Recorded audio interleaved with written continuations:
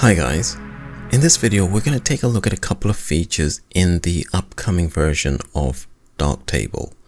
Now I'm looking here at an image which I want to make a couple of adjustments to. I want to alter the exposure. I also want to play around with the tonalities inside of the image. So we're going to start off with the exposure. If I hold down a particular key that I've set for the purpose, you'll see a message comes up here. And I can now scroll with my mouse wheel, and this changes the exposure. You can see the exposure changing here. And this is something that works with dynamic shortcut keys. So if we go into settings, shortcuts, and then you can select a particular shortcut. And as long as it's one of the dynamic ones, you can use this particular feature. Now, if I click away and do the same thing again, see the message comes up, and now we get this little indicator down here telling me what's happening with the exposure. Okay, I'm happy with the exposure as it is, so we're going to take a look at the second feature. Let's go to Tone Equalizer. This guy here has got a number of features which make it pretty interesting. It's got the simple setting which allows you to play around with the sliders, an advanced setting, and a masking setting, which is quite a lot more complex. The other thing that it has is this mask, and you can tell that the mask is just showing you how the effect is going to be applied.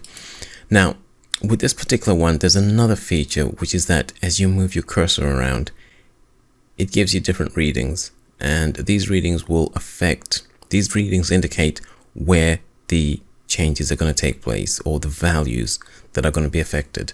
Now, another thing to look at is the presets. I'm going to go to the presets, and we can choose a number of different presets. So we've got compressed shadows, highlights, soft. We've got compressed shadows, strong. So you can tell that's just basically compressing the shadows and highlights. Then we've got the mask blending options. The relight fills in quite a lot of the shadows, and you can play around with these ones and see if one of them works just fine for you. I think this one works really well with this image, but I want to show you a couple of other things, which is the masking options. Now, it might look like nothing is happening, but obviously if we turn on the mask is changing when we use those particular presets. I'm going to go back to default, and I'm going to play around with the mask. What we'll do is that we'll just add a little bit more of exposure by using this slider down here. And we will add maybe more contrast, just a bit more contrast.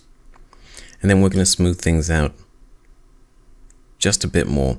So you can play around with these settings to try to get different masks, and once the mask is good, you click on the image. Nothing has changed in the image. What we can now do is to use the cursor to change the image, and again, this is another scrolling mechanism. So I'm going to just hover over an area that I want to alter. If I were to scroll up, this will become blown out. So I'm going to scroll. I'm actually going to undo that. So another new feature is that Control Z, Control Y now behave like they do in every other program. It's backwards and forwards.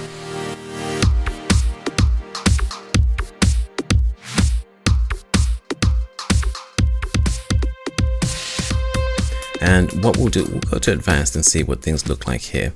So I'm going to just scroll down just to darken this a little bit. And this is actually how we change the tonalities inside the image. We can just use the cursor.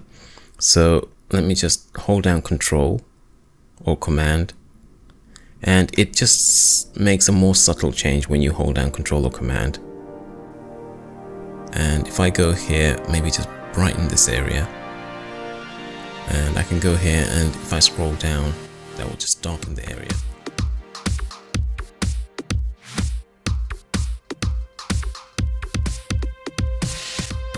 And one thing I've noticed with my previous videos is that they look completely different on YouTube than they do whilst I'm editing the images. But I think it's just to demonstrate the tool rather than the particular outcome. And I think that's going to be it for this edit. I think that kind of demonstrates what you can do with this. It's pretty powerful, and once you get into the masking, you can even change the masking even at this stage. It becomes even more powerful. But that's going to be it for this one. I hope you found some of that useful. If you did, hit the like button, maybe subscribe for more videos. I will see you guys next time. Bye.